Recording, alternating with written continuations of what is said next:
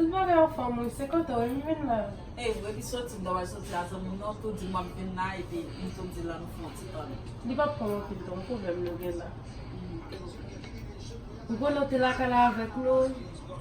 Mwen pa ki servi avèk ou te metode, mwen pa t'apresi sa. Mwen te kala avèk mwen te wè sal fè te wè te ato. Konye nan la job, konye papa nou perdi job, li bagay job li ankon. E vwe nan let la kala di pou nou bay kala net 2 semen. Mwen tap mwen de sou te ka fè nou fave. Sou te ka kimbe nou pi 2-3 jou atande ke ni joun kay. Pas fasil. E pa fasil. Toko kot zan mi maman nan mwen tante.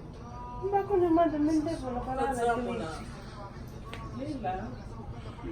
Kom se lot ap mette li al bat bo konsey men. Mwen la vi ouwe, jodi ba kon bebe. Mwen pase zan moun nan te kapon, met kote la. Li pa gen plas, se sa fè pa bon. Mwen ba yon kote tou. Ba kon yon kote.